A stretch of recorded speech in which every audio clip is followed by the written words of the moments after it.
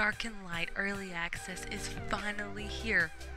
And I have to say, to be an early access game, it's been working pretty well. And I've been enjoying playing it. That being said, it's an early access game. You've got to expect bugs and various problems throughout the game. Like the quest on screen right now, it's bugged, it's known to be bugged, and you can't complete it. Another thing that people keep asking is about PvE, PvP servers.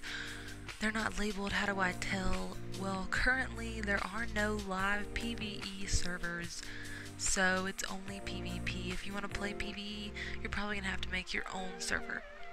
Also with the factions, it was said that you were supposed to be able to cross factions and guilds and stuff, but as of right now, if you or your friends are in different factions and you want to play with each other, just note that when you run to another faction's town, the guards are gonna kill you, so beware of that. So one bug I just want to point out right here: if you're an elf, the Castle Tailor is missing the NPC there, but if you open the cabinets here, you'll see the schematics of things like the armor, which I assume that the vendor sold. But I don't know if you're in a open world PvP, will they still be there? Maybe someone else has already found that. And over here, so this is another NPC that actually is here. So you can go to the NPCs, and each different one buys and sells different items. You can sell, and once you've sold, it'll go sold out, and it will come back after a certain amount of time. But if you donate to that vendor, it will level them up, and the time between when you can sell again decreases. So that's something to keep in mind. So I made this video because I want to talk about some of the basics of the game that maybe someone new doesn't know how to work, because this game is very vague. There's no other information online. So right here, I've spawned in, it's nighttime. This is what it'll look like for you if you spawn in New World and it's nighttime. You're gonna want to go out, and you're gonna see, you can't see anything. So one of the first things you're gonna be able to craft is the Rune of Light. That's gonna let you see. So let's open up our skills here, and you're gonna go into Light Magic, and you're gonna see the schema of Rune of Light. This is the first thing you're going to be able to craft, and you're going to want to be able to craft it pretty quick. All it requires is magic shards, and you can get magic shards by mining trees or leaves, bushes, anything like that. But if you're in your inventory and you're looking at your right, you're going to see the schematics, and each icon says a different thing. You'll be able to click on the schematic, it'll show you what you need to craft it. You click craft, you can bring it to your hotbar and cast it, and voila, you have light now. How wonderful. And if you look at the bottom, you'll see some yellow numbers ticking down. So each Rune of Light that you cast has a certain timer. The Rune of Light starts at 110 seconds and counts down. Once the countdown is over, you'll have to cast another Rune of Light. Seems pretty simple, right? Right. All spells that you cast have a duration, so just keep that in mind. So I want to take a second just to open up our inventory and look into our skills.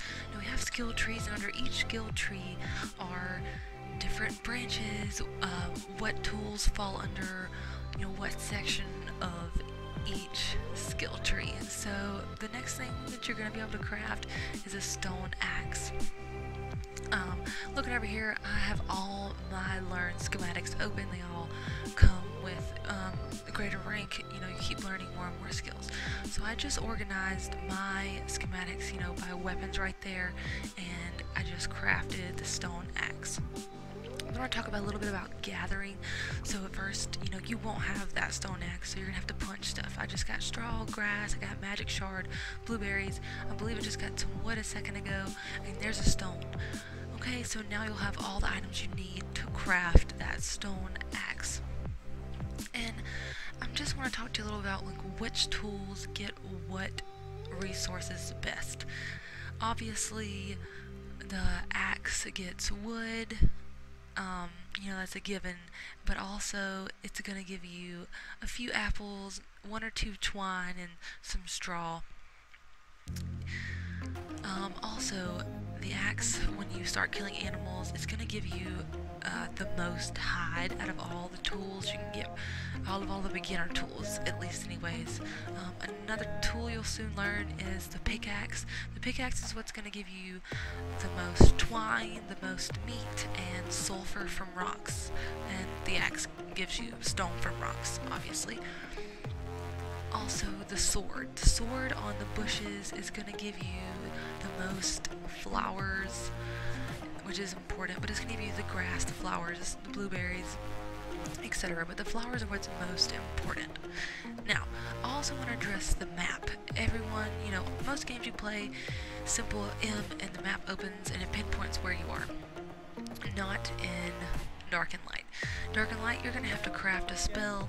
It's going to open up a temporary map for you. It's going to have a red arrow right here pointing to where you are. Still very vague, changes with, the direction that you're facing. So this only lasts a few seconds. You're going to have to craft, if you want to carry this around, you're going to have to keep crafting this, and, you're going to have to, it's only going to last for, I think, maybe almost a minute, something like that. Maybe 30 seconds, not too long, so, every time you want to look at the map, you're going to have to use the spell to look at the map. So I just made this video. I know some of this stuff is really simple, but I just wanted to give you guys some simple information that maybe not everyone knew right off the bat at first. Welcome to my little house. So I want to give you all just a few little last quick tips. So, I know you could open things up with E, but also R. R is a quick open.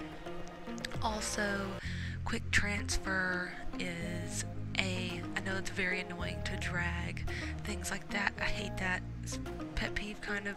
So just A, whoop, quick transfer, which is nice. So, that's just something to keep in mind. Quick drop out of your inventory will be D.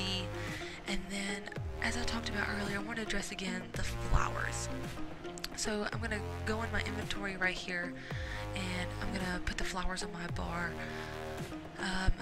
If you'll note my focus, the number over there, so I'm going to eat all these flowers. It was probably about 30 or 40. So I'm just going to eat them all really quick. The focus is the brain icon over there.